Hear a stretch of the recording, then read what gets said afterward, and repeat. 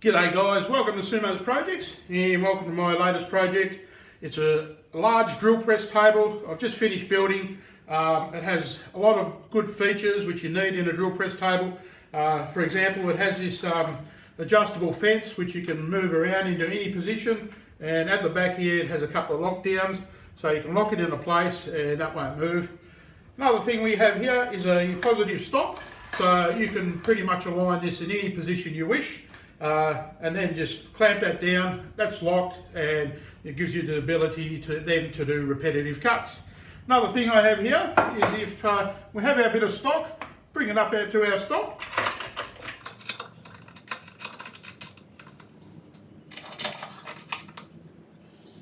Couple of these wonderful hold down clamps. This whole construction, I used 30mm plywood which I purchased from the box store or the hardware store here in Australia. I used old flooring jarrah for the edge banding, and I used this bit of oak which was part of a bed frame once upon a time, and I found that at a landfill station. A superb timber to work with, and all in all I'm so delighted to have this. It was a must sort of do build, and now I've got it, I'm going to put it to great use. So guys, if this is the first time to Sumo's Projects, I'd love it if you go ahead and hit the subscribe button, and perhaps also that notification bell. That's advisory to let you know of any upcoming videos that might be coming from the Sumo's Projects channel. And also, if you like this video, you can perhaps share it around to a community of like-minded folks. So let's hook into the video, and I hope you enjoy it, and until next time, happy woodworking.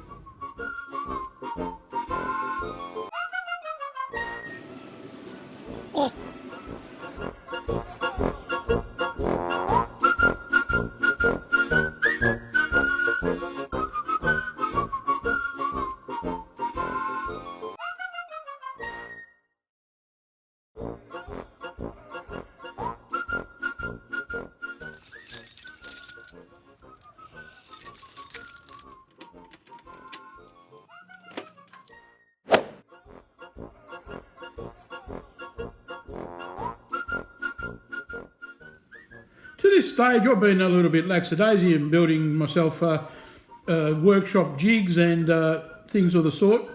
So I did put out a statement in one of my videos that I was concentrating very much so, and now building up my arsenal of things to make for my workshop to make my life a little bit easier.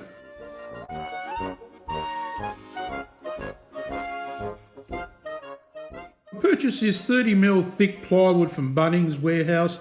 It's 600mm wide and about 2.2 metres or 2200mm long. So it's a good starting point for a project like this.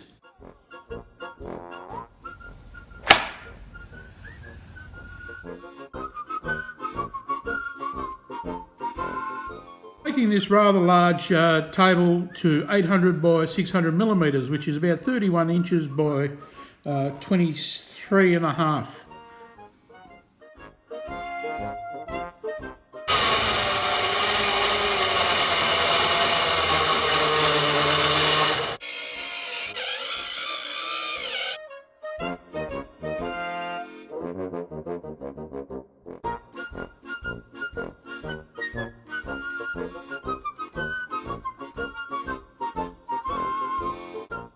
So looking at this, the plywood looks alright on its own, but I want to put my own edge band, and I've got this very old jarrah flooring which is in good nick, and I think this will do the job here because it's I can cut it down to the thickness and it'll look alright when it's attached, and add a bit of a contrast to the overall look of the drill press table.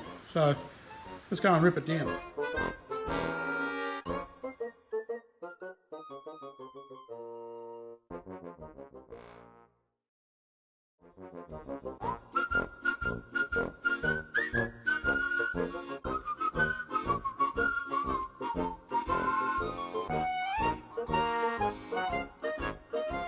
Using typical steps of using the table saw to get a rough straight face, and then over to the jointer to true up the other faces, and then over to the thicknesser where we can turn the things over, get them parallel and get them all nicely cleaned up.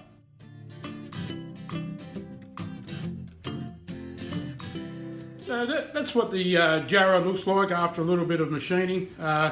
It's a seasoned timber. It's got a beautiful grain in it, and I don't know how old it is, but you know, I always think if you go back to many years ago, finer quality of timber used to be milled up for even flooring, and that's one thing that I've just noticed working with some of the older timbers I've got. Just a little pro tip from an amateur. You saw the sawdust down on the ground. I forgot to turn the dust extractor on, and I was watching it, and all of a sudden it started getting a bit cloudy in the shop, and looking down and going, what's going on here? And yeah, so that was a dodo moment on my behalf. Just another tip, working with Jarrah, it can have fine splinters, I've found, and I've had people explain in the past, and I can vouch for this. It is a little bit resinous, so if you get a splinter, you know, you might get a little bit of swelling or a bit of an itch, so just look out for that if you're working with some Jarrah. Alright, next step, I want to cut it all to the width, which is 30 millimeters or just over an inch, and that'll be good enough for the edge banding for the table. So go ahead and do that now.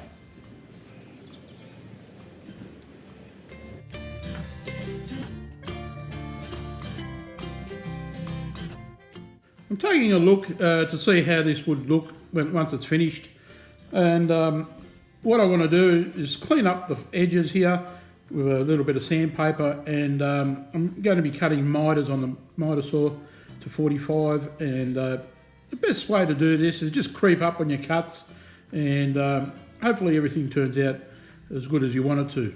So a little bit of glue and a few brad nails, and this will hold together quite nicely.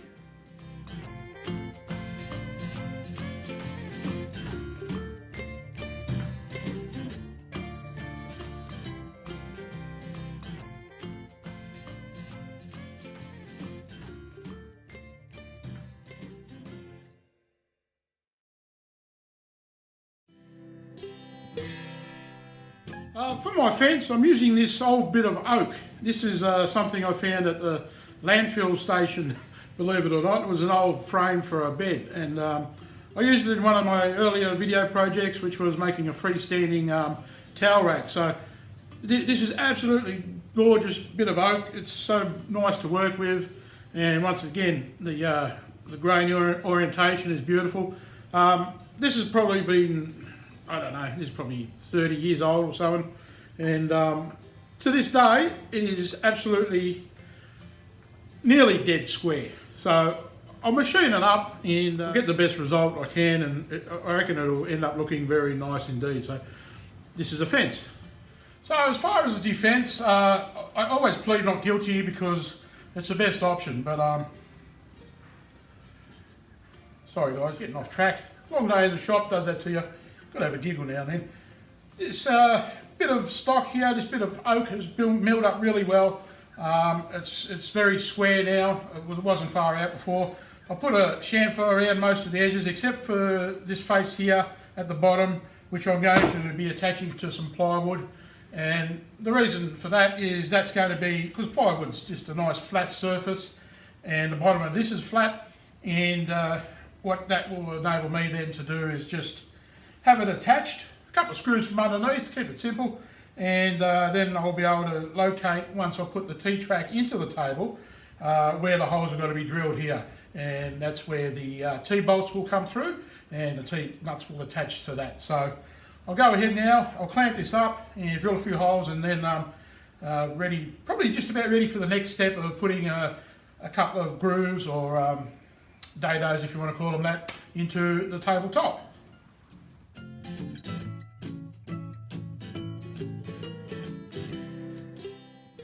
I'm applying this bit of plywood, pre-drilling with a countersink, and then driving in a couple of screws into the oak, and this is sufficient enough for movable fence. So first operation for this fence was actually prior to putting it for the drill press table, because I needed it to be set up for the router, and I'm pretty happy I had this already made, so this has come in quite handy.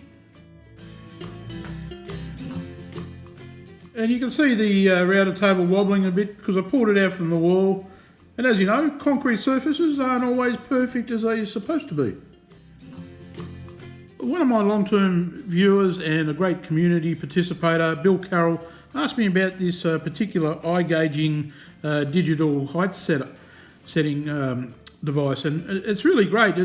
Bill, it tends to work a treat for getting the height right.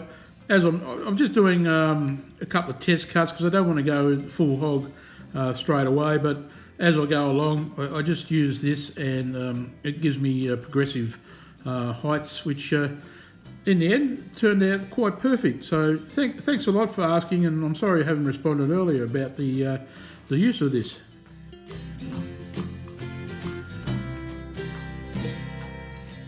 I'm cutting the aluminium or aluminum, depends which part of the world you are from, T-track down on the miter saw because it's quite soft, and then I'm just going over to the disc sander and taking the burrs off it.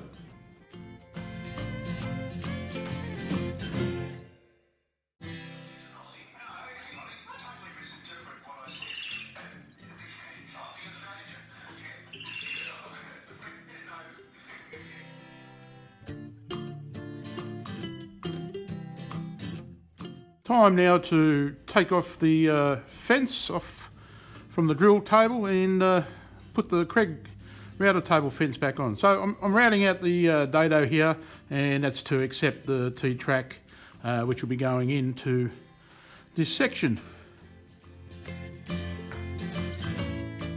The T-track nice and flush, centre punching a few holes, and then drilling out a 3mm hole which will then accept the screw. I'm using probably about 10 screws along the way here, and that'll make sure I've got quite secure fitting down of the T-track into the tabletop.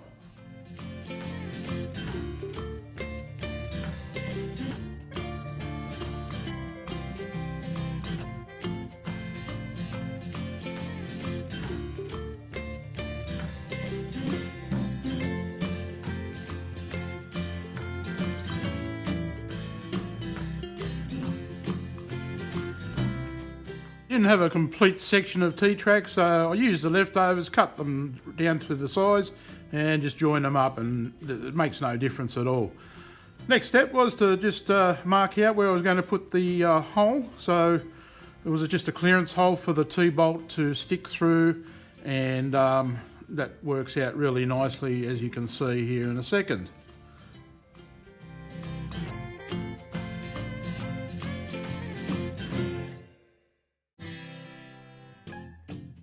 These are a Belladonna hold down clamp. I absolutely love using these. They're as secure as anything you can use. So if you see them around, I'd get them.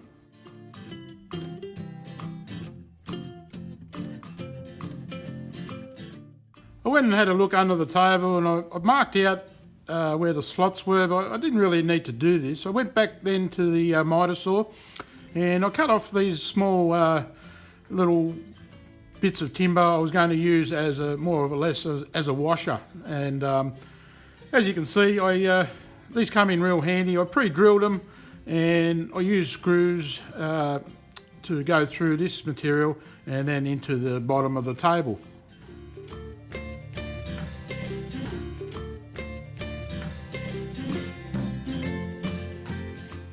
Part of the process was to give it a good sand all over and apply a couple of coats of furniture wax, which turned out really well.